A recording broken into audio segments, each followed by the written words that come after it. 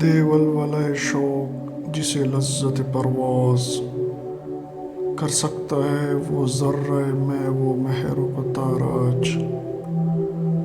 مشکل نہیں یاران چمن مار کا باز پرسوز اگر ہو نفس سینہ دراج۔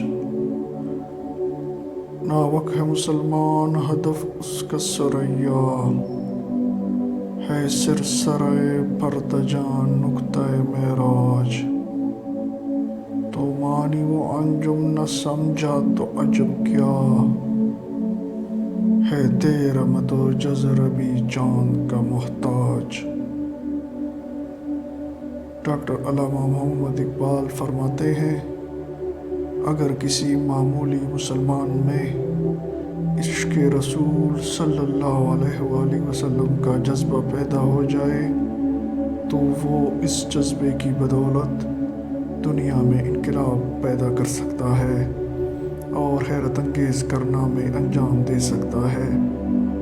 اے مسلمانوں، مانا کہ تم کمزور ہو، لیکن اگر تمہارے سینے میں عشق رسول صلی اللہ علیہ وآلہ وسلم کا سوز پیدا ہو جائے تو تم طاقتور دشمن کو مغلوب کر سکتے ہو۔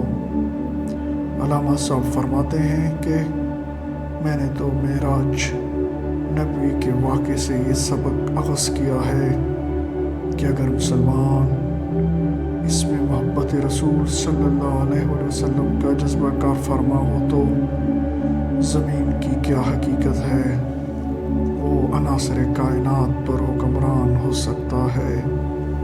لیکن اے مسلمان، تیرا مد و جزر ابھی تک چاند کا محتاج ہے، یعنی تو ابھی تک عناصر اربع کی قید میں ہے اور زندگی کے ہر شعبے میں مادی اسباب کا محتاج ہے۔ تو نے ابھی تک اپنی خودی کو نہیں پہچانا، تو نے عشق رسول اللہ صلی اللہ علیہ وسلم کی بدولت ابھی تک اپنی روحانی قوتوں کو مرتبہ کمال تک نہیں پہنچایا۔ اس لیے اگر تیری سمجھ میں یہ بات نہیں آتی کہ سرور دو عالم صلی اللہ علیہ وسلم اس جسم کے ساتھ کس طرح آسمان پر تشریف لے گئے تو مجھے اس پر مطلق حیرت نہیں ہے۔